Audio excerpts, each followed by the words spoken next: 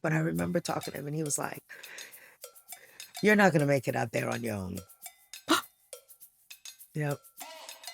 Wow. I think he doubted that I could go out there and have the same level of success. Mm-hmm. And so I was like, a word? I was going to say that had to Okay. fuel you. Watch, you know, like.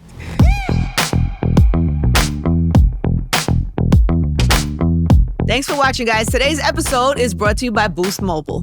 From managing many artists, Missy Elliot, Busta Rhymes, running the ship at Violator, to creating, of course, the iconic Love and Hip Hop franchise. Welcome, Mona Scott Young, to the IRL Podcast. Thank you. Oh, Mona. Thank you for having me.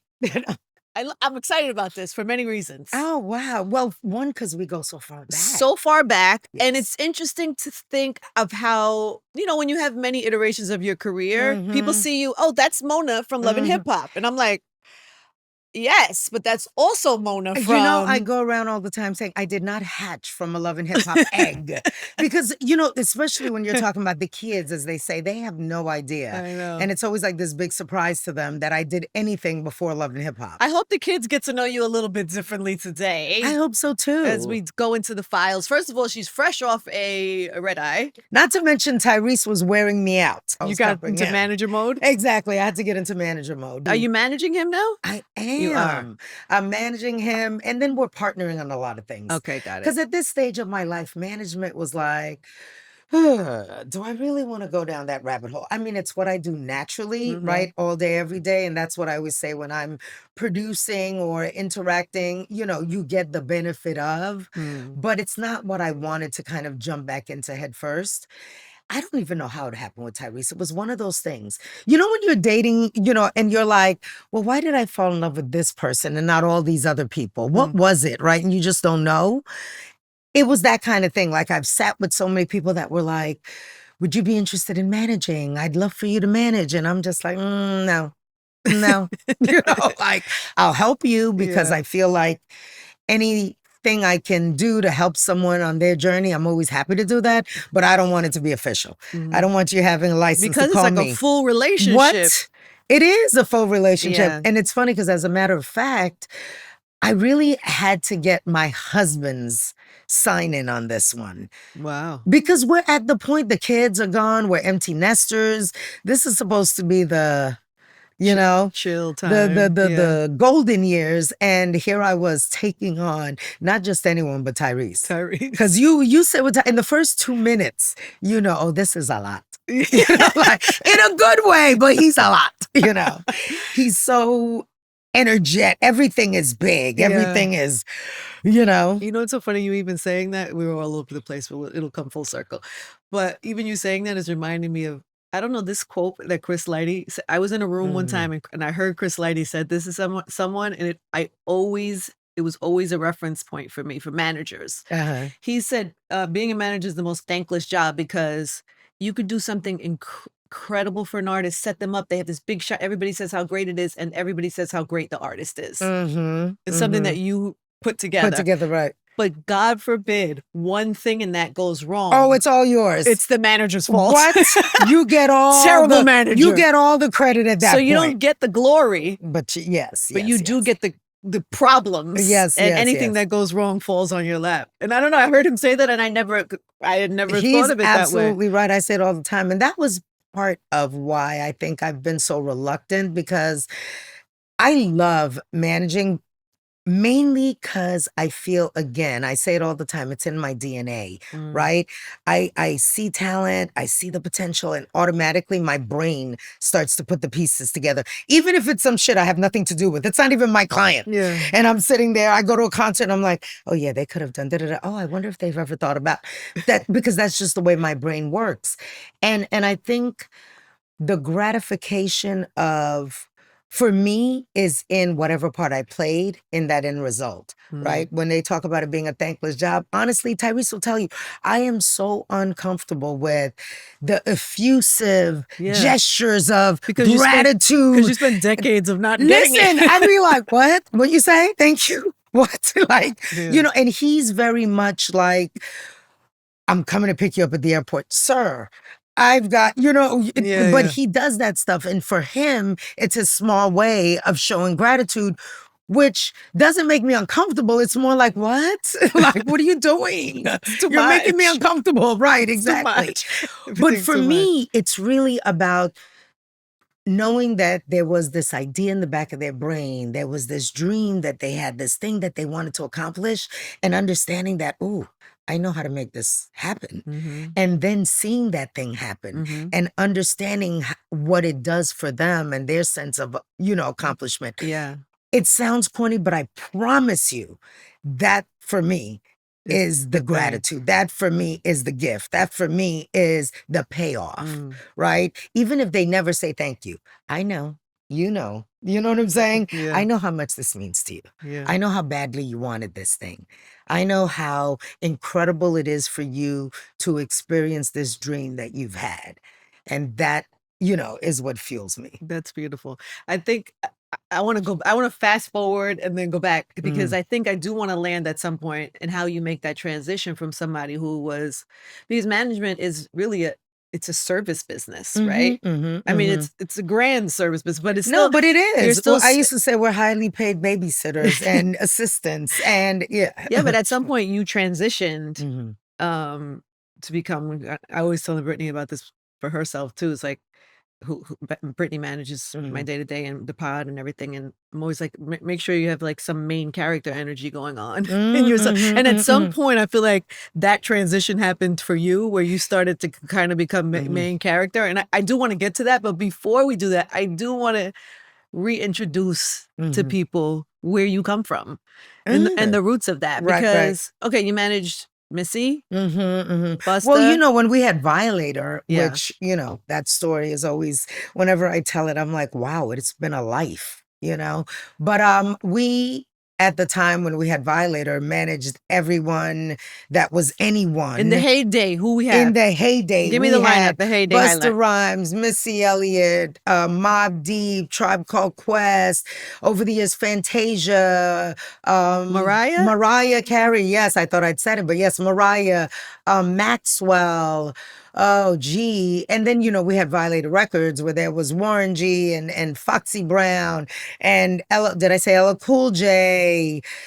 It felt like CeeLo. Jesus, there were so many artists that, came in and out of the Violator doors, but our mainstay, right, was Busta and Missy and LL, 50.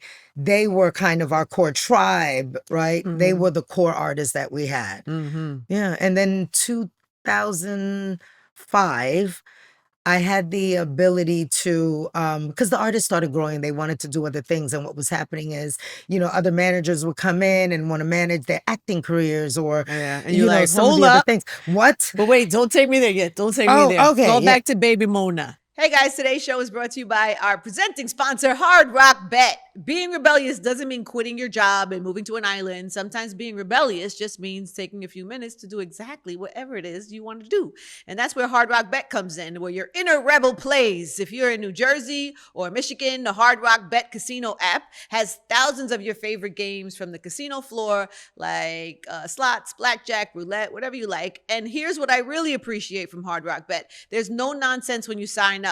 What you see is what you get. If you don't win in your first 24 hours after signing up, you get up to $1,000 back in casino bonus to play again. Plus, you get 500 bonus spins for cash eruption with winnings paid in cash. Now, Florida, listen up. Hard Rock Bet isn't forgetting about you guys. If you like slots, they have something for you too. Check out games powered by Pass Motor Racing.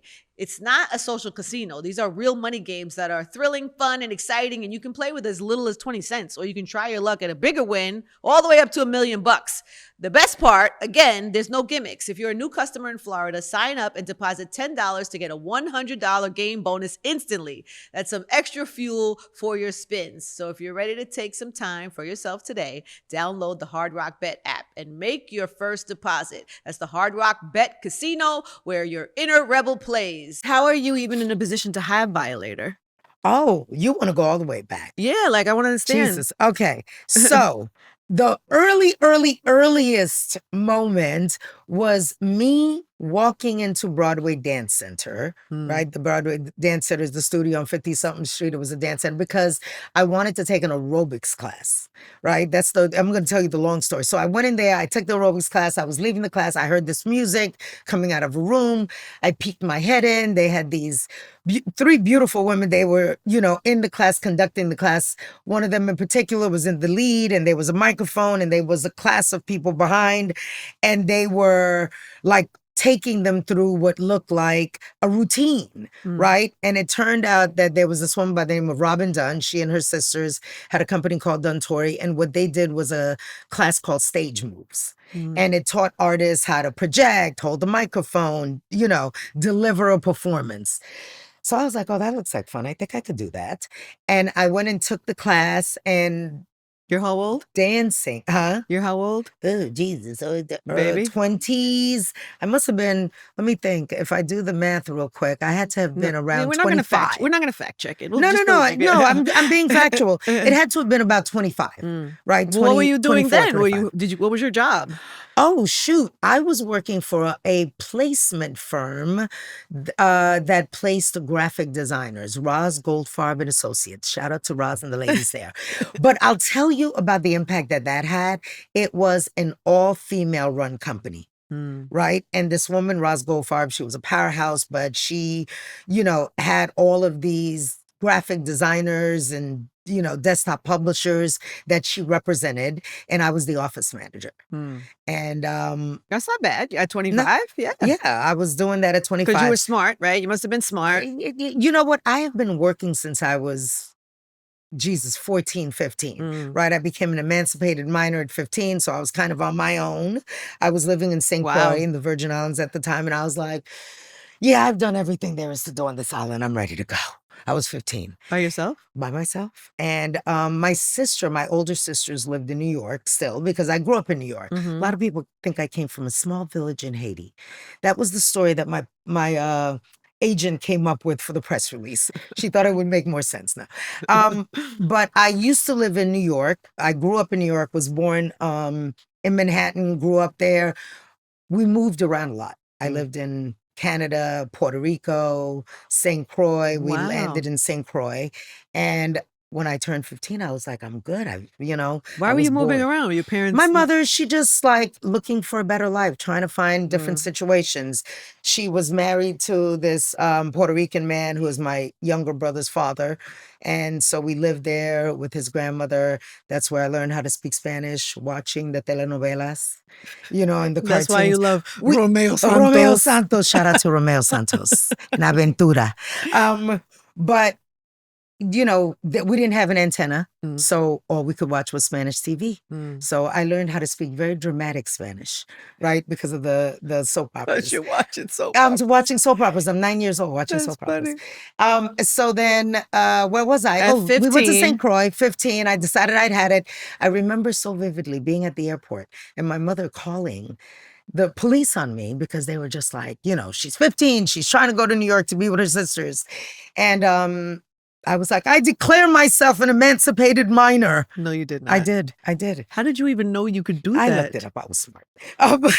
So you Googled, how do I Well, get they out didn't of have here? Google back then. Oh, right. But My I God. looked up, right, exactly. So what are you, in an encyclopedia? Yes, literally. Shut up. Finding information, calling, how do you set yourself free, because my mother was very, and listen, thinking about it now, ridiculous, right? At 15 is crazy. I am lucky that I did not get sex trafficked, Yeah. right? But she was at the airport when I got on the plane. Yeah. But I always worked little odd ends here and there, so I'd saved up a little money, bought my ticket, and I was coming to live with my sister. So, but got a little day job here and there, odds and ends, was still going to school. I went to Park West High School on 50th Street, just reporting for duty every day at school and then going to work, and realizing at a very early age that I am not cut out to take, direction. And I loved coming in and exploring the possibilities, right? Starting out as, oh, you're a cashier today. Oh, today I'm a key card holder. Tomorrow I'm an assistant manager, and just moving up the ranks and then going, okay, been there, done that. It's been 2 weeks, ready to move on. So moved around a little bit. And then when I turned 18, I graduated high school, 17, going on 18, and then had to make that leap. Like, am I gonna try college, or am I really ready to kind of go out there on my own, get my own place? That means I'm gonna have to work full time. So Because I you don't have went, your parents. huh? Because you don't have your parents Well, supporting you. and the relationship at that point was still a little bit strained with my mom. I mean, we have this intense, like, adoration and love, and she is everything, she's responsible for everything that I am today. But at that age, I'm feeling my sense of independence, and I want to be able to live out on my own. So we were kind of touch and go at that point. Yeah. But yeah, so I moved out of my sister's, got my own little apartment in Jersey City, and started working full time. I went to college for one semester. I went to City College one semester and was like, oh, this is hard. I can't do them both. Right. And I've always been like an autodidact, just self-taught. I'm very curious. I read a lot. I'm very, I voraciously take in information. So yeah, I felt like I was grown. I had what I needed to make it in the world. Unbelievable. Now, when I look at my daughter and my son at that age, I'm like, oh, please. Jesus Christ, what the hell was I thinking? But I also think we were much more mature back then. Yeah, because we had no choice to be. And we didn't have everything handed to us the way they do now. Not in terms of life. I'm talking information, right? Everything. Yeah, you had cell to go phones. to encyclopedia. We had to go and figure call out. up the department exactly. of We were whatever. a lot more resourceful with less access. Isn't that crazy? Yeah. You would think now with all the access, they'd be more resourceful. No, it comes too easy. Exactly. Yeah, I get that. It comes too easy. So then how does managing artists happen? Oh, shit. I went left on that story. No, I went that's down a rabbit hole. I'm like, wait a minute. All right. So where were we? Fast forward. I'm back at the dance studio. So I start doing that. Found my natural aptitude in life because I love to dance, and then started teaching the class. That brought me in proximity with the artists that they would have taken the class, because then they would also do privates with clients and stuff. And through that work, I started working with a group called the A-Team. And the A-Team was signed to Select Records. Remember Select Records? They were under Chubb Rock. And I started working with those guys, and they were produced and signed to the Trackmasters. And then the Trackmasters, just watching me work with those guys, on a daily basis, and again, doing whatever needed to be done to make my life easier. They were like, have you ever thought about managing? And I'm like, I don't even, honestly, until I come into this class every day, I don't even listen to the radio. So we started kind of doing that dance of me figuring out what that looks like. And then they asked me to manage them, right? And these were early days, 4 guys out of Brooklyn, super talented, but hadn't really made their mark yet, right? They were still kind of grinding. I met Chris Lighty through them because one of the artists that I worked with was Shiali and Black Sheep. Oh, wow. Yeah. Which were all part of, that extended crew that they had going on. And then I started managing the Trackmasters, whatever the hell that meant back then. Reading again, Donald Passman's Everything You Need to Know About the Music Industry, asking questions. But then fast forward, after, a couple of years of grinding with the guys, we worked on everybody from like Mary's album, Soul for Real, Jesus Heavy D, everybody, Usher. No, the Trackmasters when he was a everything. baby, this was before Steve Stout came in and started managing, because after a couple of years of doing that, and the songs started to hit and the popularity started to hit, and unfortunately the guys decided to go their separate ways, I was actually getting ready to go to Atlanta. Right. And then Chris was like, you know what? I've been doing Rush. We're about to go over to do Violator and Def Jam. You should just come and help me through the transition. And then I was like, okay, well, what's going to happen with all these artists, Busta and all that? And he was just like, I was like, well, shit, I'm a manager now, even though I still didn't know what the hell I was doing. And that's how we started Violator Management. Because at the time, there was only Violator Records. Wow, I didn't know that. So Chris wasn't even... No, management was not on his radar. It was yours. No, because he had Violator Records, Foxy was hitting. He was also the president of Def Jam. He had his hands full. Yeah. So he was just like, run with it, And I took over this little closet in the building. Leo didn't even know I was there. Every day I was just operating, like the phone. I had my own phone line. I'd be That's like, crazy. Violator Management. And Leo knows it because we talked about it. And one day he called and got put through to that line. And I was like, Violator Management. He was like, who the fuck is this? oh shit, you know. And he came around that corner, busted open that door. He was like, who are you? You know, like literally had started a whole little company under their noses. That's Yes. unbelievable. Yep. So were you and Chris were then partners in the Yeah. management? Because right. I just started the management company. So we Company. came into it as partners. Yeah. Wow, I never, all this time, I didn't know that. That is so funny. Yeah. I thought he was already operating and then sought you out, and then somehow the two of you Nope. became partners. Because remember, there was Rush. So if you look at Busta was Yeah. at Leaders of the New School. So this was Busta going solo.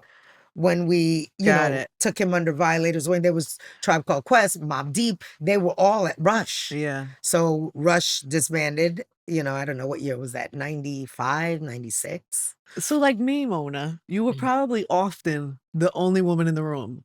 Very often the only one. How did you manage that? So different now, Right, to how we kind of maneuver. I never thought, people would ask me that question. What about all those times you were the... I didn't even... I never thought twice about it because of my own headspace. You know what I'm saying? Like I was so in grind mode. Yeah. It didn't even occur to me. First of all, I always say I go through life not putting limitations on myself, right? So if you start to think about, I'm a woman, I'm the only woman, you start to create your own box that you start to box yourself in. So I try my best not even to think in those terms, right? And so I would just be in it constantly. Now, what is interesting looking back, right? And I don't know if you ever had this experience, I did realize that there was kind of the girls, and then there was the women who was just doing it. That was like one of the dudes. Yes. Right? But then there 100%. were the girls that they were in the business, but somehow it was a different vibe They were around them. Yes. Right? And so I was like, why wasn't I in that, Yeah. And I guess it was because my own mentality. It was all about the work. I remember Chris said to me one day, you're wasted as a woman. You would have made a much better dude. What? And I was like, I feel like there's a compliment in there somewhere, What was the occasion? Why did he say that? I think we had closed something. I'd done something, right? Pulled a rabbit out of my ass. I don't know. He was like, man, you would have made such a dope dude. You're so wasted as a woman. I was like, seriously? Oh my God, Chris. But those are some of the defining things that when I think back, because in that moment, what I realized was that, the things that are unique to my being a woman are my tools, right? My secret weapons. So what is it? Oh, the fact that I was able to get this done. Well, that's because we're more detail oriented. The fact that, so I started thinking of my womanly wiles, my womanly gifts as that exactly, gifts. Yeah. Not, things to be used against me. Yeah. That's funny. I had one of those. I was interviewing Birdman. So random. Because I, like you, I used to never think that. When the guys had to sit across the room or in the room with them or whatever. And we were doing an interview, and it was a tense, this is years later. I'd already been on the air for years. It was an intense conversation we were having, and he just stopped and he just looked at me, and he was like, it was almost like he was saying too much and he was mad about it. And then he just was like, I'm able to talk to you like this because you're a woman. I would never have this conversation with somebody else.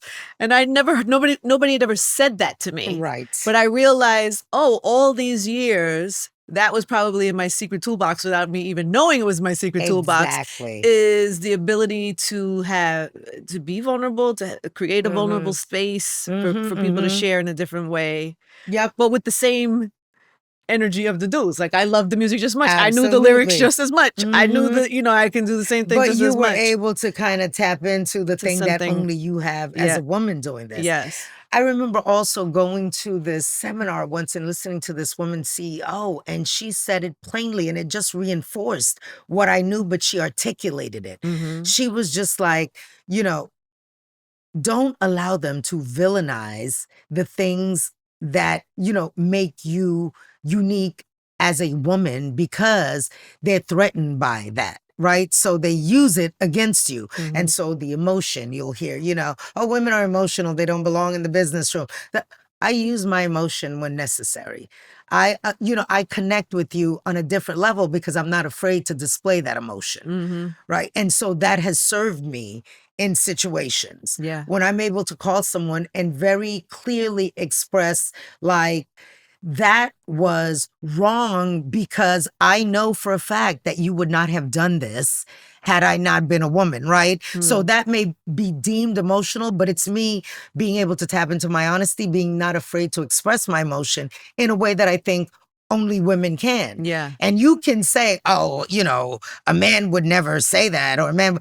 But guess what? A man would never be in that position because you Yeah. would have never done that shit to him. Yeah. So what are we talking about? You know what I'm saying? Yeah. So it's It's leaning unique. in. Yeah. Yeah. And I lean in all the time. Yeah, that's so good. But I don't know. I think back then too, we just didn't think about it. We were just trying to get a job done. It was hustle culture. Hustle, hustle, hustle. Mhm. Which to this day I still hustle. Do you? Like, what?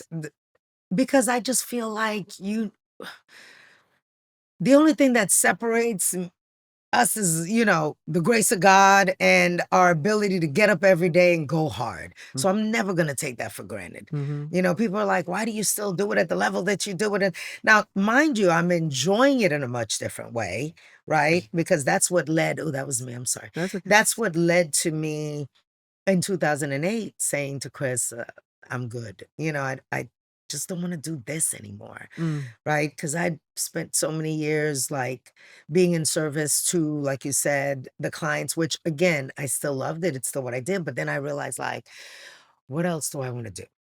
Right? What else is out there for me? And I'd done that TV show with Missy, and I was like, oh, I really enjoyed this process. I'd like to do more of this, but I won't have the bandwidth because I don't know how to do this without giving of myself fully. Mm-hmm. Right. So I had to make a choice. And I was miserable at that point because I wasn't living up to my own expectations, my own potential. Mm-hmm. I was just doing what I did because I do it really well, but I'm doing it for everyone else. And I know there's more shit that I want to do, but I don't know what it is yet. Yeah. But if I don't give myself that opportunity, I'll never know. Yeah. So it was that cycle of, I know they need me and I want to do this, but I'm not happy because I want to do more.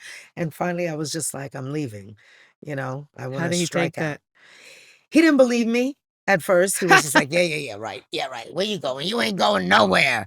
And I don't say this as a negative thing, because I feel like it really helped fuel the next phase of my life. But I remember talking to him and he was like, you're not going to make it out there on your own. Yep. Wow. But not in a negative way. He didn't say it like he doubted I could. He said it more like, we are so connected. You are such an intricate part of the ecosystem that exists here that how will you ever be able to do anything else? How will you ever duplicate the success that we had here? Right? So I didn't take it as he didn't think that I had the ability to be successful. I think he doubted that I could go out there and have the same level of success. And so I was like, a word? I was going to say that had to Okay. fuel you.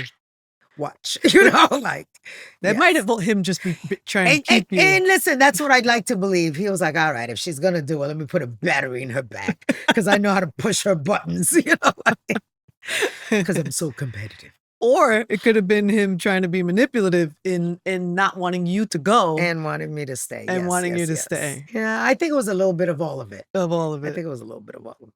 So you had a battery in your back. Oh boy, did I. Yeah. Because, I didn't even know what I was gonna do. There was no clear, like, okay, I'm going into television. I'm going to start my own management company. I had kind of all of these thoughts and ideas in my head, but I wasn't sure. And then we were still splitting the baby with Busta, right? Because he was kind of straddling both Chris and I. And then Missy came with me.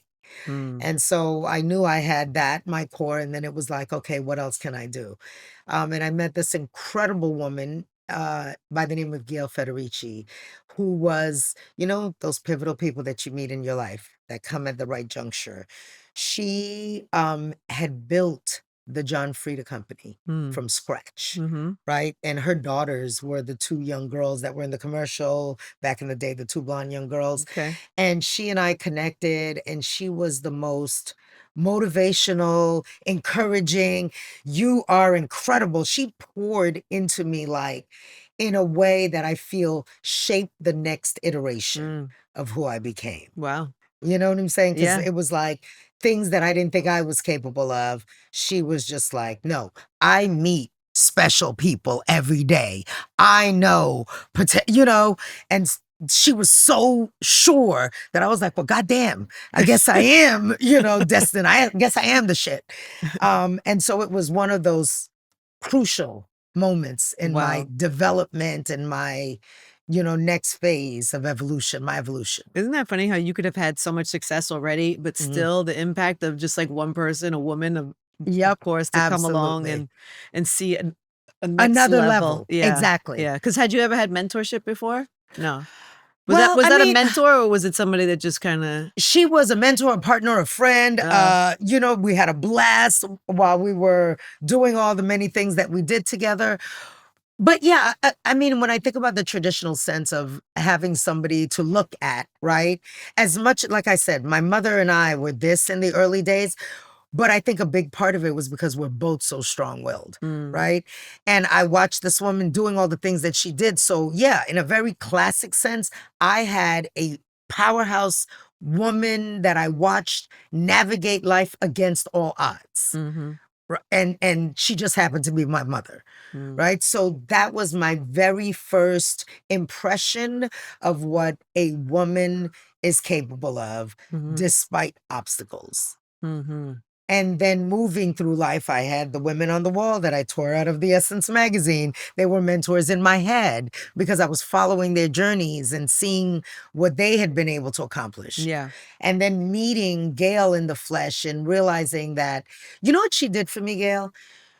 She demystified the notion that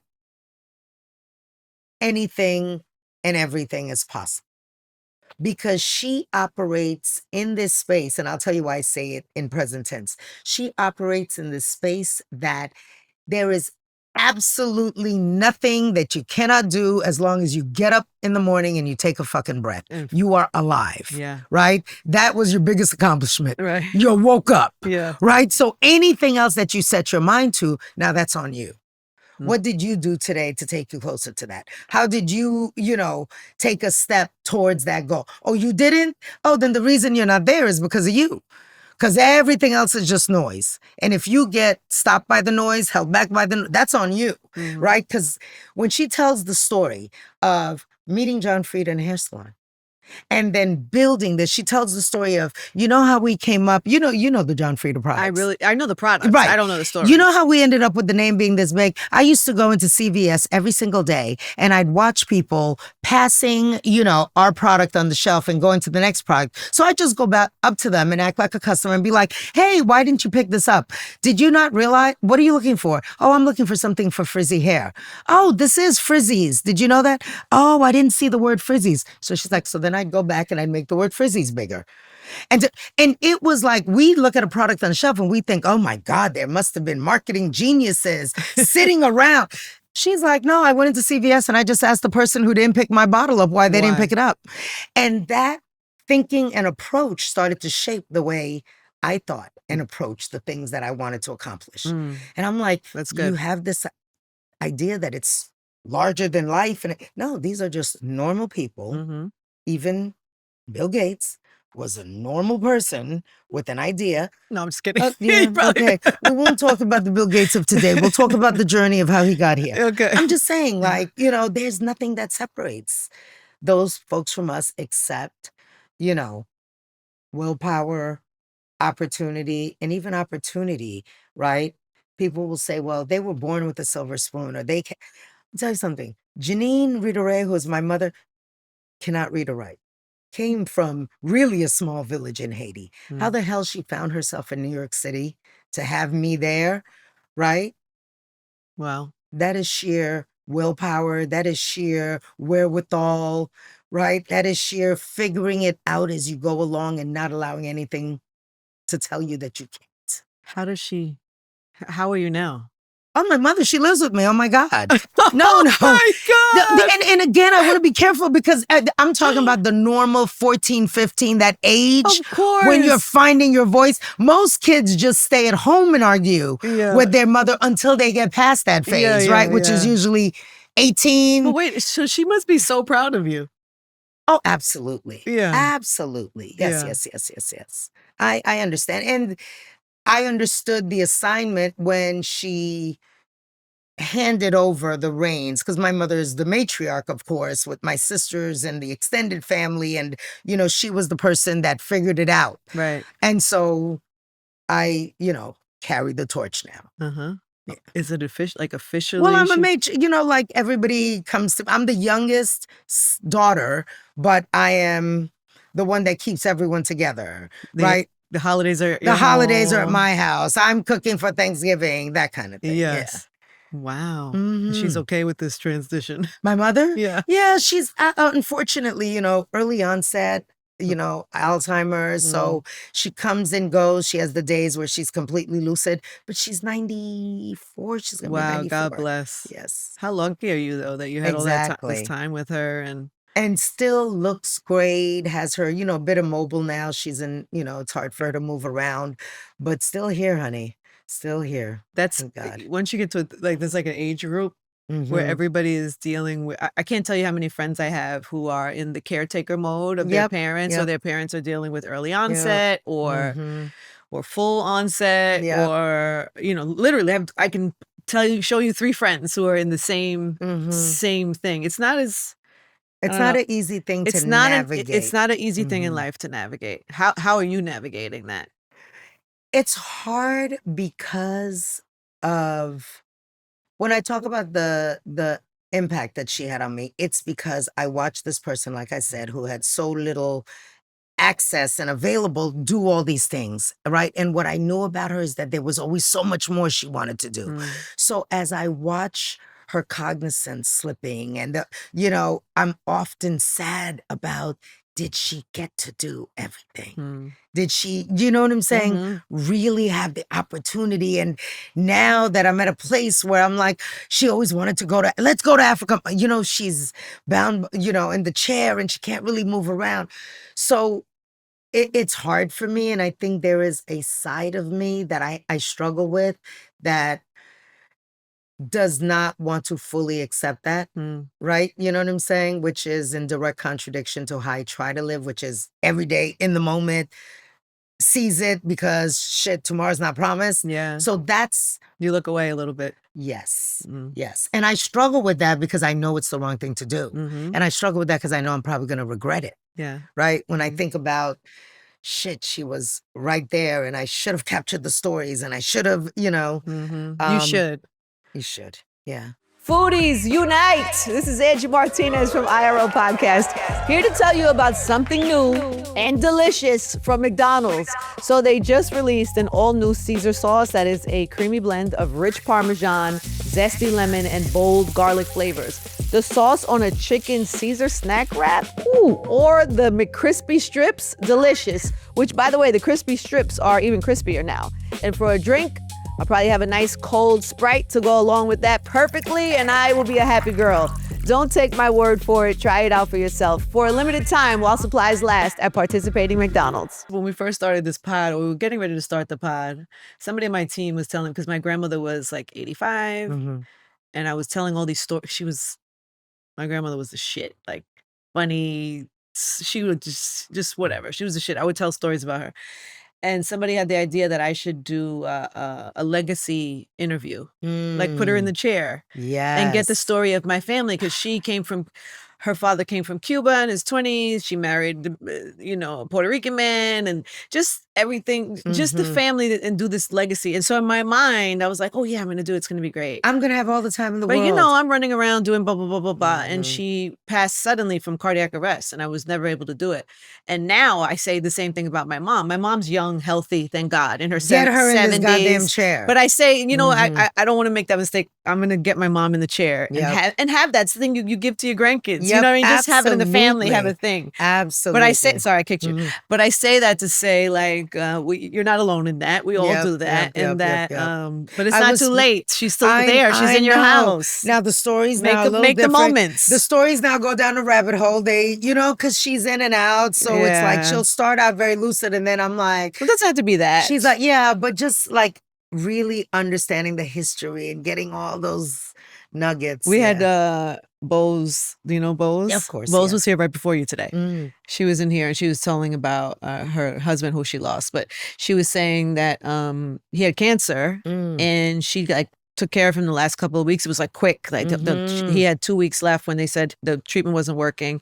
And she took a picture of him every single day from the day they said it's not working and it's terminal. And she took these photos of him every day because she wanted to be in it and have the memory of all these days. And now she has. So I don't even know what's the point of sharing that story, except that all of us are trying to figure out how to navigate these moments with people that we love, with also real life going on at the same time. Yep. And not to beat yourself up, right? Because that's the thing that I try not to do. Because, of course, like I'm always like, did I even go into her room today? Because the day starts, the phone start ringing, you go crazy, and I'll be right there in the house. And some days I don't even get over to, so I have to be more intentional about that. Maybe that's what we were supposed to talk about today, so that you can go do that.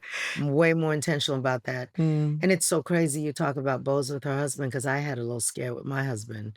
Recently? Yeah, last year, as a matter of fact, I believe, Jesus, when it was my birthday. So mid-February. Last year, we were going to Vegas to celebrate my birthday. We were going to see Janet. Missy was there and everything. And he had a doctor's appointment, went to the appointment, and they found a mass on his kidney. And they were like, it is so big. So, that's the long weekend, the whole, what is it, President's Day weekend or whatever. They were like, it needs to come out on Tuesday. So I had just gotten to Vegas on Thursday. He went to the appointment on Friday. He was like, oh, I'm just going to come because what the hell? Nothing's going to happen between now and Tuesday. And God forbid, at least we had Vegas. Oh my God. So he comes and we're like going out and we're at the Janet concert and I'm like dazed because in the back of my brain, I'm like, what the fuck just happened to our lives? And we came back and he had the surgery and it was very aggressive. And so in the struggle to get the tumor off of his kidney, they ended up having to take out the whole kidney. Wow. But they punctured his colon. Didn't know. So we're sitting in the hospital and what was supposed to be, this easy surgery. He's healthy. He's got 2 kidneys. He'll be fine with the one. The whole day goes by, he's not feeling better, but then they go to release him the next day. And as we're leaving, he just starts throwing up. And I turned right back around and they found that he was septic. And so then what was supposed to be this quick turnaround ended up an ileostomy bag for like 3 months. Wow. And so when she talks about nursing her husband, I was just like, it was a blur to me right now when I think about it, right? But it was like 3 times a day I had to administer IVs and getting up in the middle of the night, and it was like automatic pilot, and during the day I'd be on the phone, working, and it was, wow, that's but tough. he's, they got it out when they took out the kidney. He's, thank God, 100%, Thank God. healthy. Yes. Back to his old fighting weight. How long have you been married though? We've been together. Our son is 28, so we've been together 29 years. And we've been married 2005. So what's the wow. math? Yeah. How does that work? How does the dynamic of you being so, I don't know, successful, busy, having so much on your plate?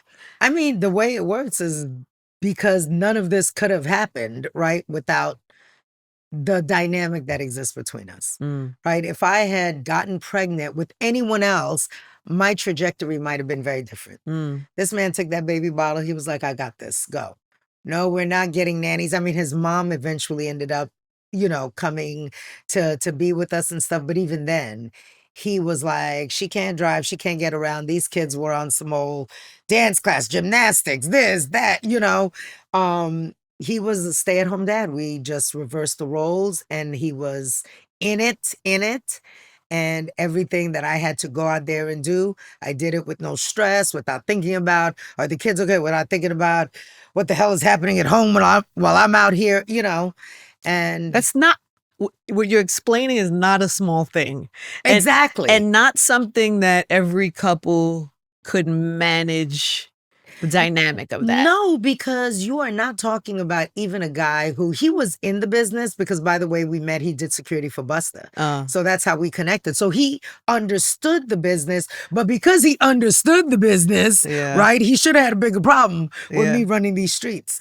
But also, this is a dude, Brevard, Brooklyn, used to do security. So you can imagine the mindset, the attitude, where he comes from, the environment, but wanted something different for our kids, wanted something different for our lives, and had no qualms about it. I mean, of course, there were moments where he felt like, you know, whatever, and we talked through them and got through them, but it wasn't like he was insecure or he felt like it made him less of a man, right? And I've talked about that often because the question I always get is, how do you balance it all? How do you have it all?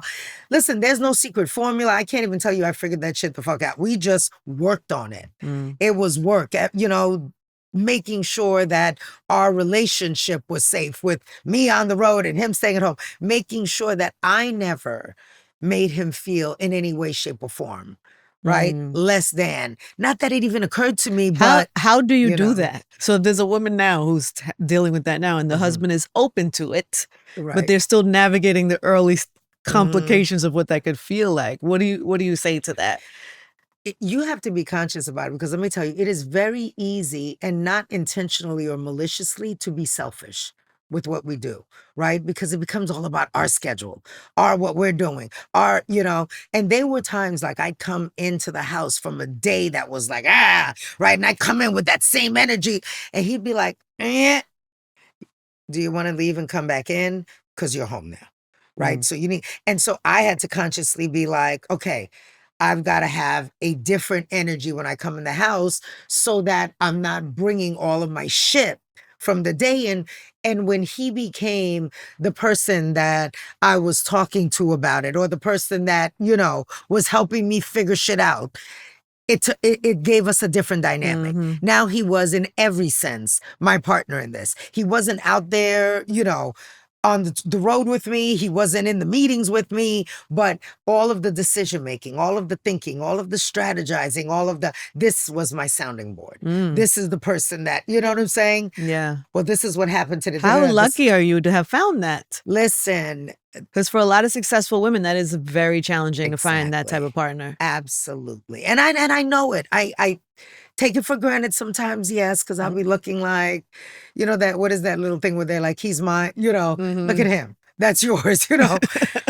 But it was the most incredible blessing, because I would have never been able to move the way that I moved without thinking at all about what's happening with the kids, what's happening with the home, what's happening with our back end of our lives, right? It was almost like I was out there hustling, throwing it back. He was catching it, making sure the trust is in place, the investments are in place, you know, so I never say ever that I did this on my own, right? That's why I'm so crazy about, like, when people are like Mona Scott. No, the woman you're talking to today is Mona Scott Young. Yeah. And it's not just because I like the last name, it's because this is how I got here. This is who I am. It's a good last name, though. It's a great last name. Forever young. You know, like, I got songs, I got hashtags. You know? It's so good. Yes. It's so good. Good for you, Mona. You figured it out. I feel like that's a big thing for successful women, is trying to figure that part of life out. And that's a whole nother conversation. I'd be like, well, what are you looking for? Literally, when I was at the Michael party, I sat down, this young lady sat down next to me. I know she had no idea who I was, but she was like, so what do you think about love? And I was like, huh? And then you've had a couple of cocktails. Okay. And I was like, what do you mean? Have you been able to find love? Like, I swear to you, this is random as hell. Her name was Ashley. I happen to remember her name. Shout out to Ashley. And she was just like, are you in a relationship? Have you been married? I said, yes, for a very long time. How did that happen for you? And this was random. Young girl sat down next to me, and that was the first thing on her mind. Yeah. And so a lot of times I'm like, well, what are y'all looking for? Because honestly, I didn't even know what I was looking for. I knew it when I found it, but I didn't even know I was looking for it. And what it was for me was somebody who got me to stop. Because I was a runaway train with my energy and my aggression, that hustle, what I needed to do to be competitive and to not, be overlooked in the room when I'm in a room with a bunch of alpha males. So it was every day the person who was able to get me to say, you're home now. Not many motherfuckers could do that. Yeah. Look, what'd you say? You needed a security person to shut you. And more importantly, made me laugh. Oh, that's great. Do you know what I'm saying? Like Yeah. cracking up, laughing, even to this day, That's beautiful. makes me laugh. That's beautiful. So it's like, what are you looking for in your dude? And I probably would have never thought twice about the dude that does security for Busta. What? Yeah. That's no fly zone, especially for us navigating. You can't be, what is that saying? Eating where you shit, whatever it is. Where you work, I should say. Yeah. But no, it's all about what you're looking for, man. Does Busta take any responsibility for this? Of course he does. At first, he hated it. And then he was, he'll talk about he was the best man at the wedding, made his speech. I brought them together. What I have put together, let no man put asunder. But did he say that? He does. Yeah. Yes, he totally takes credit for the relationship. Totally. Nothing there surprises me. Nothing at all about it. Yes. So so you start loving hip hop, which you already at this point you're ready to do something for you, right? Like this is I left. There was a little you're out period. of your comfort zone. I'm out of my comfort zone. I knew I liked television. I'd made the rounds of Hollywood, met a bunch of different executives. And then Yandy, who was also my protege, she came into Violator straight out of Howard, trying not to go back to school. I was like, girl, this is not for the faint of heart. But she, was in it. And then eventually she moved on to her own and she started managing Jim Jones. And, I've told the story. I was figuring it out, I was doing a little bit of product stuff with Gail, right? We launched a makeup collection and boots in London. And then I was still kind of, managing Missy and stuff. Do I want to take on more clients? And then Yandy came with this opportunity with the show that she had. And so that was really about shit, we know this world is crazy. Lord knows, can nobody tell me none of the crazy shenanigans that they've watched? No one who's been in this can tell me that shit ain't true. Right. I know the regular person is like, she makes it up. It's scripted. Shit. Some of the stuff that I witnessed coming up, it was like just pulling the curtain back on the world. And that was lightning in a bottle. Yeah. And then your life changes. Does your life change? Not right away. Shit, no. Because there was, the period in the first, 2 seasons. It was a sleeper hit, right? Everybody in the industry was like, oh my God, what is this thing? Buzzing about it. Everybody was talking about it online. The ratings were still kind of on and off because I don't think people... Yeah, it wasn't in my explosion. memory, I feel like it was explosion out the gate. The first season, no. And it was the second season and then with Atlanta coming on. That's where it kind of went... Exploded. Yeah. But what happened in the first season was a post-show conversation that I don't think the networks have ever seen. Usually a show goes off the air, that's it. People are waiting for next week. The conversation, and it was right at the tip of social media. Yeah. Right? So I hosted the first screening at my crib, and I just invited all the bloggers, they were calling them at the time.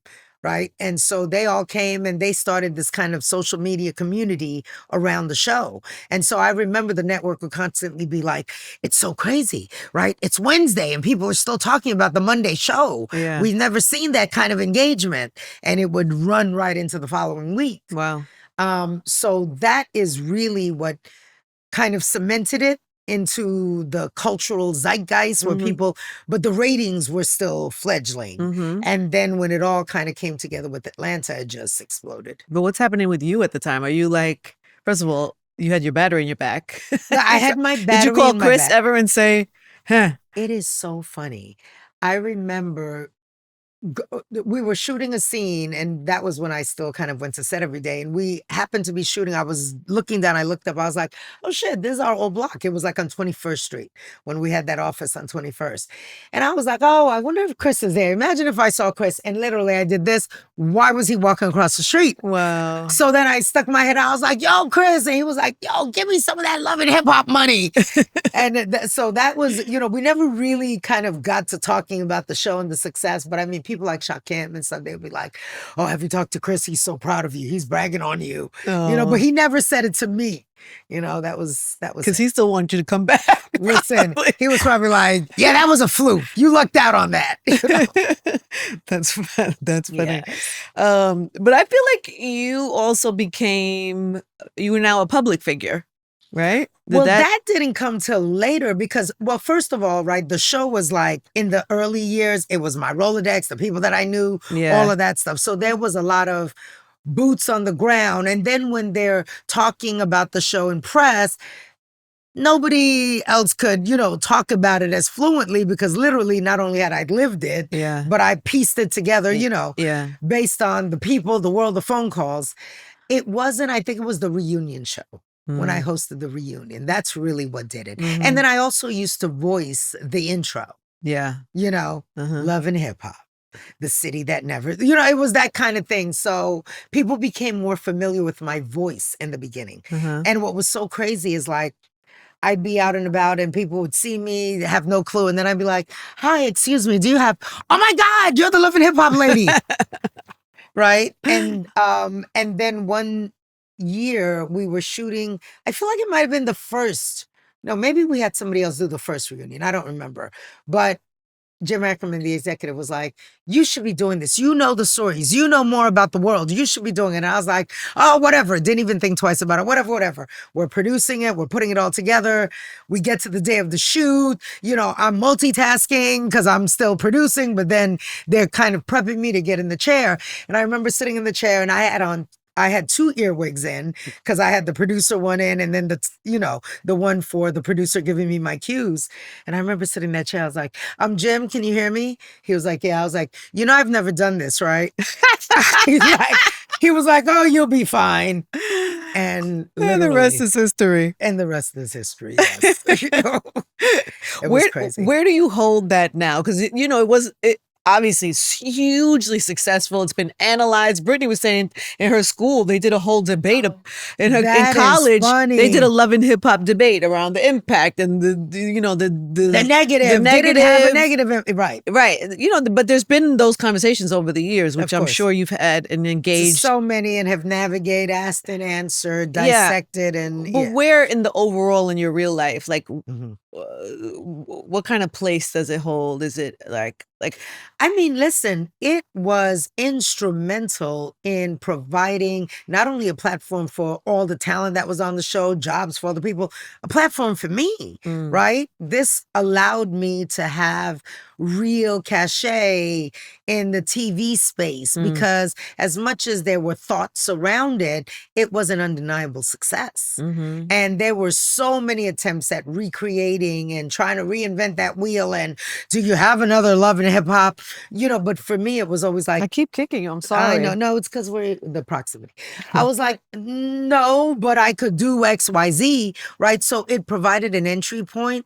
And I won't say it did not have its downside. I often call it a blessing and a curse, right? I said the other day to Suzanne, the albatross. She was like, I want you to stop saying that because this was a hugely successful show. Do you know how many people are navigating production and television who have never had the success that you had? So I have, tried not to focus on that because it also, again, the criticisms, the critiques, the being shut out of certain rooms, the being looked at in a certain light and being limited, right, in terms of what people thought I could do because this was so massively successful, they erased everything that I had ever done before Love and Hip Hop. Right. Like, motherfuckers be acting dazed and confused about the fact that I successfully managed some of the top artists in music, in the world. Yeah. Right? And was responsible for some of the earliest examples of brand integration deals. When you think about Tribe with Sprite, right? Back then, I did Missy, Adidas and Reebok within months of each other. And if you understand how challenging that is, because those things usually have exclusivity of course. and, periods where you can't even do another sneaker, let alone their biggest competitor, but was able to navigate that. Right? Busta's Mountain Dew ad started as a radio spot, a 30-second radio. Lies, it started as a print campaign that then became a radio spot, that then became, a global campaign. Yeah. So nobody remembers any of that shit. It was like, Love and hip hop. the Love and Hip Hop lady. Yeah. Right? That's who I became. So that's exactly what I wondered. What did that feel like for you? Somebody who had done all this work. And yes, this one thing. And now you're the Love and Hip Hop lady. Overshadowed. Listen, I'm human, right? I remember distinctly, and I can't even pinpoint what it was exactly that happened, but social media was going crazy. And that's before we understood, like, okay, let me go and see. Oh, you have one follower. You said you started this account today just to troll me. That's before we really understood that, right? It just looked like the world was fucking coming for me and hated my guts. And I was front and center all the time. So nobody cared that there's a fucking entire building full of executives that are really making the final decisions. Nobody understood that there's a notes process where I say, no, we shouldn't do this. Look, she said this thing, she did this thing, but she regrets it today. And we should really give her an opportunity to come back and course correct. And can we just cut around? No. Because again, I did not own this thing, right? I'm tied to this thing. I created this thing. I built this thing, but I don't have the final say so on this thing. Really? That's just a function of, you sell a show, a concept to a buyer. You no longer, that's why more people now are deficit, financing, paying for it themselves, controlling the product, and then licensing it, right? But that was not the thing back then. No. And who knew, right? If I'd known then what I know now, it would have been a very different proposition. So again, people didn't understand any of that and just thought I was sitting around like, let me figure out how to fuck up lives today. And, it was insane. And then the other thing was, again, this was a world that had become normalized to me because you've been in it. You've seen the crazy stuff that happens, right? At the party and the after party. And like everyone is shocked at the stuff that they're hearing about that happens in this industry. Right. But I also knew and got to know a lot of the girlfriends and wives and realized that, oh, wow, okay, nobody's ever going to know how smart, how funny you are because you are walking in this shadow and you're happy to do it because it's affording the lifestyle that you live. But there's so much more to you. You might want to explore that, right? So it became a pathway that that made it less about the backlash to me and more about, okay, they're about to vilify us. What are you doing with this moment? How are you about to leverage this shit? They'd be like, oh my God, I'm so grateful. How can I thank you? Go forth and prosper. Literally, that was my saying. Go forth and prosper. Do not let this shit be in vain. We out here catching bullets, right? Literally at times. But do not allow this to be the moment. This is not the moment. This is a means to an end. Do not unpack your bags. This is a pit stop, not a final destination. Who are you most proud of that took that advice?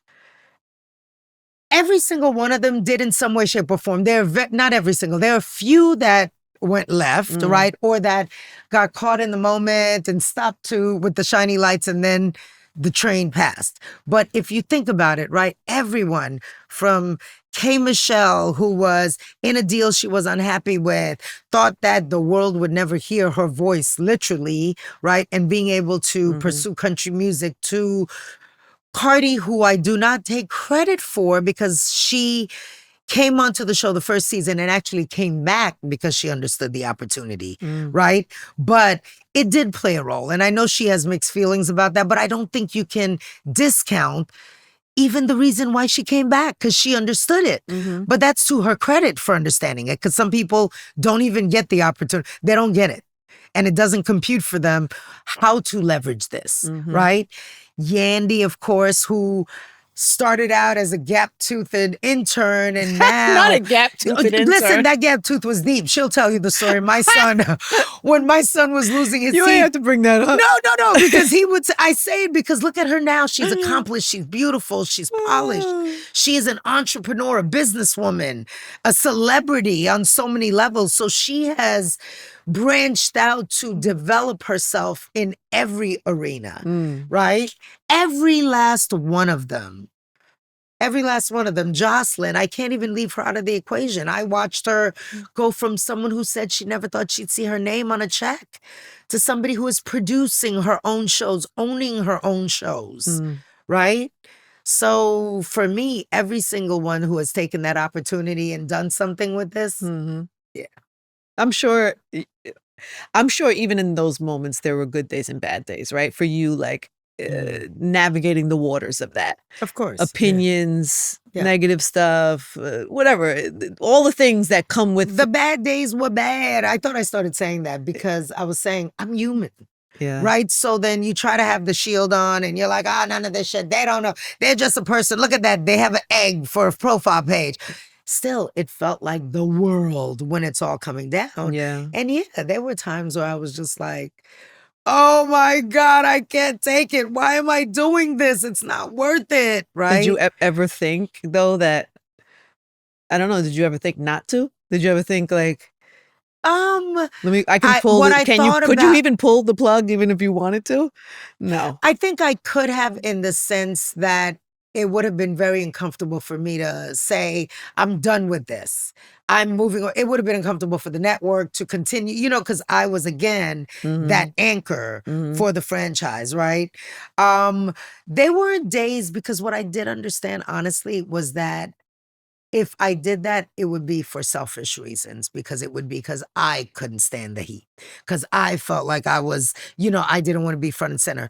So what I realized is you got to take the good with the bad, right? And if I think that there's all of these good things that are coming out of it, then me withstanding this storm is part of the job, right? I can't be like, oh, look at how great this is for everyone, and even for me and my family and what it's afforded and allowed me to do, but I don't want none of the backlash. I don't want to be front and center. I don't want anybody calling my name and associating me with the negative stuff. Yeah. But was it hard? Yeah. There were days where I was just like, oh, fuck me. Were there days ever that you felt like some of the backlash was warranted? No. No. Mm-mm. Never.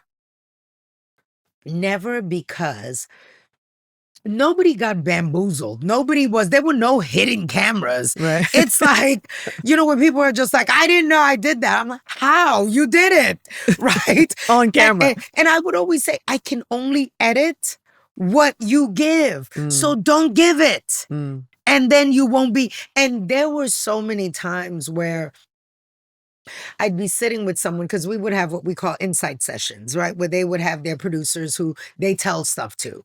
And then the producers would run it up the chain and we'd get a written report. Okay, this is what Angie told me is happening in her life. She said, she never cheated, da-da-da-da-da-da. But then I know that Britt just called me and told me that Britt, how dare she you? saw Angie with this person. So I'd be like, go back to Angie and ask her, is she sure about this piece of information? Oh my that she God, was that's not how it at the works? club on Saturday night. Nope. Angie said she was not there. Okay, here we go. Right? So But- cameras at the club on But Saturday it's night. like, you were there. Why are you saying otherwise? You know what I'm saying? So it's like, and then of course it would be like, she set me up. I would never have known that you were at the club had you not been at the club, right? I would never have had this person telling me you're lying about this thing if you didn't tell me otherwise. And I would say, own your shit, because that's the best way to navigate this. Yeah. Control your own narrative. Don't let somebody else come in here with some information that you're lying about, or that you are saying, is who you are if it ain't really. Because there's somebody out there ready to pull the rug out from under you, right? You have to have like I say this with love, Mona. You have to have like a little hint of ruthlessness to be able to do that. Well, because I'm so like you wouldn't know, but like I overdo it. I'm Right. the opposite of you, which just probably stops me from doing some things sometimes, which I probably in could have terms done. of emotional. Yes, I'm too like I would No, feel bad. 'cause So I would feel like, wouldn't oh say that because God. you know what, the part of it that people didn't see, the midnight phone calls, the talking them off the ledge, the crying with them when something, do you know what I'm saying? Because this is the thing. At the top of this, they would get the talk. They would get the talk. Literally, it was the means to an end. I would liken this to a bed of coals because that was another formative thing in my life. I remember seeing people who walk over coals and were able to do that by sheer willpower and the desire to get to the other side of what it was. And that's what allowed them to just barefoot go over those coals. So I would say, think of this as walking over a bed of coals. It's going to get hot. It's going to hurt sometimes. You might even get burnt a little crispy, but do not stop here. Do not stop because then you will, you know what I'm saying, disintegrate. So keep it moving. So in your managerial way. Yes. I was motivating them. No, I understand a little bit more like the how you maneuver the ship. And I would say, make sure you line up what you want out of this. Yeah. Do not do this for shits and giggles. You should never be doing this because I want to be a reality star. That should not be the goal. This is a pathway, a means to an end. It should not be I cannot tell you how many times I've said that. And there's no one who can say they never got that speech because that was the entry speech. The entry speech. Right? Yeah. Make sure, what do you want to accomplish out of this? What do you want to get? What are your hopes and dreams and goals? Okay, let's make sure you tee that up. I will, to the best of my ability, weave that into the story wherever we can. Make sure that it's organic because you can't be in there. Message! Selling your wares like this is one big commercial. Yeah. Right? You're still trying to make good TV. If we can find the stakes in you wanting this thing so badly that it's live or die for you, that you are ready to really put your heart and soul into this thing, and let's find how it's impacting you. Let's find how what are the obstacles in that path? Let's build a story there and tell this thing as a backdrop, right? You want to confront Britt for, telling on you that you was Poor at the Brit. club. Poor Brit is getting thrown into. Look at you, just got thrown into an episode of Love and Hip Hop. We're gonna do it at the launch of your event. Oh my God! Sometimes not the best idea, but it wasn't an attempt to kind of merge the worlds. But listen, again, when I look at everything in life, there's good, there's bad, there's does it outweigh? Complicated. It's all complicated. Yeah. Life is complicated. Would I ever say that I don't think it, should have happened? I don't think that there were many, many who benefited from this. I would never say that. I would never say that. And, I bore the brunt. I went through the fire and you walked over the coals. I walked over the coals. Trust me, I was not about to sit in them coals because then at a certain juncture, the wheels, the training wheels came off and it was functioning on its own. And so then it was like, okay, for me, it's time for the pivot. Where do I want to go next? Well, people keep telling me I make this shit up. Let's venture into scripted. Let's start to develop in that, arena and then doing other shows, right? Unscripted shows with other networks and branching out and stuff. So that was the point you did that. So what did you, you stepped away from the show as? No. I mean, you're still, because I was what they call locked for life. So for the life of the show, I will forever be the creator EP of the show. Nice. Yes, exactly. But you're not in the mailbox money, huh? So the mailbox money comes no matter what. Yeah. So then it allowed me to turn my attention. You stepped away from just being from the day-to-day running of the show. The show. Got it. Yes. So people be like, yeah, so-and-so cat. I don't even know who this person is, ma'am. Because I'm not in it like that. Yeah. You just said, I don't even know. I have no idea who this person is. So what now? What's the pivot now? Oh my God. Well, I started producing, like I said, features. And so I did too. I just did the Mary J. Blige Presents. Yes. Be Happy. That was a Mona Me Blue Butterfly production. That was so good. That we had so much fun making that. Developing, in the scripted space across like series and features, both for theatrical and streaming platforms. I started producing tours. I did Missy the Out of This World tour along with the Queens of R&B. And that was like a little bit of taking everything that I've done and just supersizing it. I was like, yeah, I should be able to do this shit, right? They've all been on tours. Why can't I produce a tour, right? So Missy for me was like, that tour was the holy grail because it was such an incredibly executed. And I have to say it, it's not me tooting my own horn. I don't know if you saw it. Did you see it? I didn't. I'm so mad I missed it. This is over. How did this happen? No, did you see it? How did this happen? How did that happen? How did that happen? I don't know. Maybe I was going through something. Let I me don't tell you know something. The feeling what that I had when I jumped on that plane to go see Michael is what should have happened when I should have jumped Out on of the This plane. World came into You're your right. I neighborhood. should have jumped on a plane. Because it was a culmination of artistry meets excellence and execution. Everything that came Shame on me. into her head, we were like, it will be so. And it will be executed to perfection. Right? So every night we got this massive set on the stage, and it was, we moved with 160 people on that tour. Wow. So yeah. So anyway, more tours, and more tours, and then a ton of stuff. Tyrese is a visionary in the truest sense. He just You have, Mona, if you do nothing else as a manager, yes. you have to get the Teddy story for him, help him get this Teddy story across On the finish that, line. and that's the beauty of one of the things that Suzanne and I are doing together, because think about her legacy in music and her having, that history there. So that is definitely, I want to knock on wood because there's a lot we've had to navigate. He jumped into Teddy's spirit for a second while he was here. Yeah. And sang for us. And also sat in the chair as if he were Teddy. And did an interview. And did a little bit of Teddy for me. And it was... When I talk we about all like had goosebumps. Oh my God. So with Tyrese, it's the Teddy Pendergrass story. You know what I said? There's that thing that they want to accomplish that I know how to do and how to bring to fruition.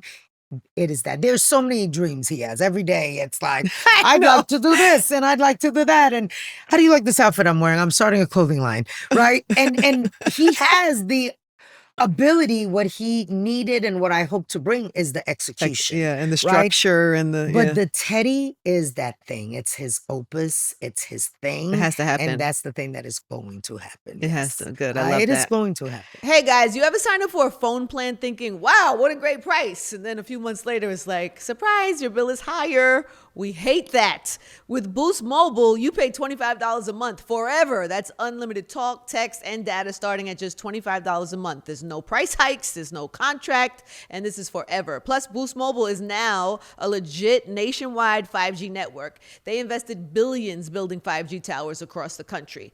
So, what you need to do is visit boostmobile.com or head to your local Boost store today and get unlimited talk, text, and data for $25 a month forever. 5G speeds not available in all areas. After 30 gigabytes, customers may experience slower speeds. Customers will pay $25 a month as long as they remain active on the Boost Unlimited plan. All right, we're getting to IRL Bowl, and do we have a voice note from Mona? Yeah.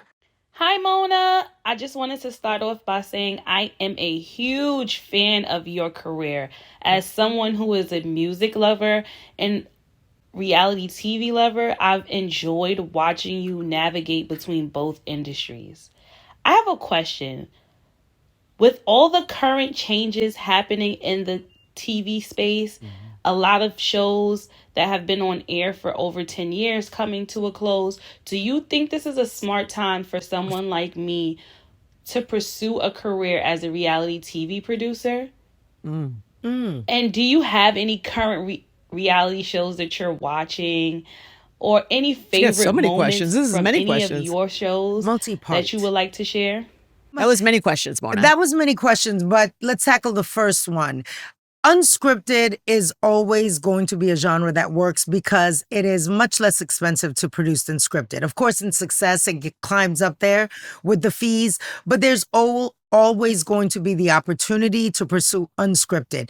But the thing is, unscripted is not limited to docufollows, right? That's the mistake that producers coming into the game think. Yeah. Unscripted. This is unscripted. Exactly. This is unscripted. Formats are unscripted. Game shows are unscripted. Yeah. Crime shows are unscripted, depending on the format that you do. So One, yes. If you aspire to a career as a producer, the unscripted genre will always be viable. Now, it is all about what is the offering, right? What is the content? And that is that is factored by a combination of elements. Whatever is happening in the zeitgeist, what are people tuning into? What is happening in the world right now? Finding things, worlds, people, occupations, spaces that we have yet to see exposed, right? That's always a way to find your lane, find your footing. Looking at what's going on, whether it be on social media, on the internet, and figuring out how to give a version of that offering, right, on linear.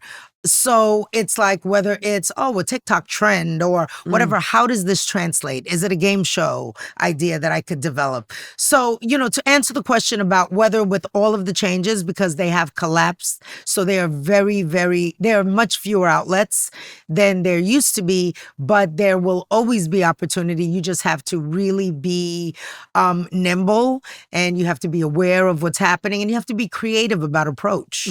Right? To make sure that you could find your lane in the business. And then what are the things that I'm watching? I mean, listen, it runs the gamut. It's a variety. I am a huge crime show. You are? Oh my God, yes. Everything from procedurals on the scripted side to there is no way anyone will ever get one up on me, okay? I know every which way that I can be kidnapped or killed, and you will not get one over on me. I love, watching these shows where I see people do the craziest shit for a small insurance payment. It's crazy to me. I'm like, really? That was a $10,000 payout and you took out your entire family.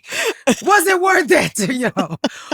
But I'm developing some stuff in the crime space right now. So Clearly. that, Something with 50, right? Well, no, 50 and I had Hip Hop Homicide. Oh, hip hop Yeah, homicide. Hip Hop There was Homicide. not something else I thought. Anyway, that No, was probably we've it. talked about doing other things. Shout out to 50, Curtis. We talked about doing some other things, but Hip Hop Homicides was a result of, 50 and I were both at Lionsgate at the time.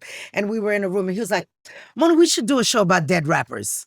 And I was like, what? A show about dead rappers. And it evolved. That was the idea in his head. But even to the point where we had sold the show and it was he still wanted to call it Dead Rappers. I was like, we are not calling this damn show Dead Rappers 50. So we came out with Hip Hop Homicide. But yeah, so in the crime space, there's a podcast that I work with the two young ladies who have this podcast called Sisters Who Kill. Are you familiar with it? It sounds familiar. Yeah, so the two young ladies who host the podcast, they have a very unique point of view and take, right? So it's everything from if I had did it to, who does this? Like the same conversation. And you feel like you're just sitting around watching a crime show with your girlfriends. Wow. And so we've taken the concept of the way they approach their storytelling and flipped it into that's fun. A crime series. That'll be fun. Yes. Those were all her questions, right? Because there's many questions she had. I feel like there was one more, but it's okay. It was long. It was very, very long. Okay, quick in real lives, and then a bowl, and then we're done. Okay. In real life, where's my in real life? Look, I did all these cards for you, and I didn't use any of them. My lips dry. I feel like you can do it. You can I do had it to quick. take some allergy meds, man, because I was so good before in LA. Those 24 hours, I had no allergies. What do my lips look like? Am I good, or can I use a little? You want to gloss? touch her up? You can, quick. No. If I'm fine. Okay, that's fine. Well, we did hit some of these unknowingly. Okay. All right, good. Now let's go to my IRLs. Couple IRLs in the bowl, and you're done. See how easy and fun This was fun. I Was had it? a good time. You're so good. Thank you. You killed it. Yeah. You enjoyed? Thank you. Sometimes you don't know, right? Sometimes I'd be talking, I'd be like, and I'm into it, but like Right. I can't always in real time assess outside. But if I'm into it, I assume other people. Everyone must be into it. If damn I'm it. into it, I mean, everyone must be. Okay. Okay. In real life, what are you most proud of? My kids. I almost said my daughter, but I want to say my kids. But Yeah, my because- daughter only because she is the better, faster, smarter, funnier version of me. But both of my kids, my son is amazing, Justin. Shout out to Justin Scott Young. I love you. Yes. So your kids. Yes. What about in your career? What are you most proud of? My ability to make dreams come true. That is a special talent. I'm a unicorn. And I cross so many different genres. I do so many different things. And I don't think many people operate that way. Yeah. Make dreams come true. I make dreams come true in a very unique way. You know? You're a Capricorn? No. Oh, I What thought you makes just you said say that? I don't know. I just thought that. I don't know. I just had that. You what you are don't recognize this energy? Okay, let me think. Boss energy, highly Either creative. Leo or Taurus. Neither? Neither. What This is is it? special. What is the most special sign? Capricorn, like I said. Oh, gosh. Excuse me, ma'am. Aquarius in the building. Oh, okay. I'm sorry, I didn't hear the applause. Aquarius in the building. Thank you. Thank you, ladies and First of all, gentlemen. you can't come in here and produce my crew into clapping for you. But you see how I did that? Only an Aquarius can command a do room that? Yeah, in okay. that way, yes. Okay, sure. Thank you, everyone. I don't take Sure. it for granted. Thank you. In real life, how important is money to you? Only to live, not to make me happy. Mm. You know, only for the necessities. In real life, And the shoes. in real life, what should people care less about? Oh, is this multiple choice, or do you want me No. to, what other people think? Mm-hmm. Because none of that shit is going to pay your bills or change your life in any real way. As long as you could look at yourself in the mirror and you know the truth, that's all that should matter at the end of the day. What do you hope people learn from you in your story? I am not a monster. No, I'm just kidding. that every and anything is possible every single day, man. Do you think that people see you as a monster? I don't know. People Oh. have their opinions. But didn't I just say I shouldn't care about that? No, that everything and anything is possible. I promise you every day. I think the reason I have so much fun, people are like, oh, how do you do all these things? Only because I refuse to believe that I am not capable of anything that I set my mind to. So anything that you throw at me, and my team never knows what they're doing from one day to the next. Guess what, guys? Today, we're going to be putting together a tour. Tomorrow, it's a movie. Because once we take that last breath, that's it. It's a wrap. No second chances, no redo, no do-overs. So every single day, I'm just like, whatever. What fuels that? What do you credit fueling that? Your desire to do that? Not wanting to be in the place where I believe in my heart my mother is, where she did not do it all in the time, you know? And I don't want to have that regret. I want to know that when it's time for me to take that last breath, that there's nothing that I thought about, wanted to do, aspired to, that I didn't at least make the attempt at. That's Yep. so good. And our bowl for the close. What is the bowl? A wild shot? It's a wild shot. It's a wild Okay. Pick it. The universe says it. Usually I have one that I like the best, and I'm gonna. That you put at the top? Yeah, it's right here. Okay, I'm there gonna you go. ask it. I'm gonna ask Okay. it to you after, but you pick yours first, and then I'll do mine. This is my question I ask everybody, whether you pick it or not. Okay, got it. All right. This one right here. It might be very, good. Ah, What is it? if today were your last day on earth, what would you be doing? Exactly what I am doing right now. Because that was the goal for today, and I accomplished it. What was the goal? To be here on the Angie Martinez show. Okay. I jumped on a fucking plane. You What are you did. talking about? I got into glam at 8 a.m. I got dressed. I put on a coordinated outfit.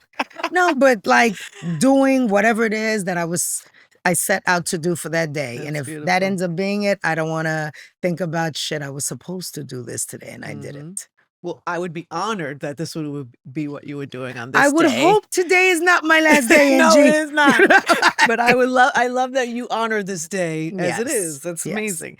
Okay, and my question from the bowl that I love is, if God were to text you right now, Mona Scott, Young. you got Mona Scott Young. Yes.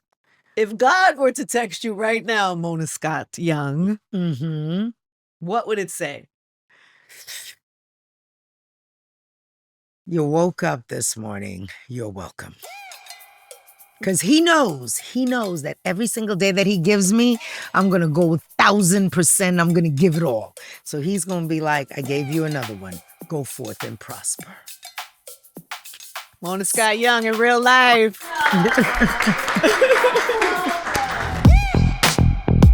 This is Mona Scott Young in real life. Hey guys, thanks for watching. Make sure you subscribe, like, comment, and check out all of the other episodes we have on Angie Martinez IRL Podcast.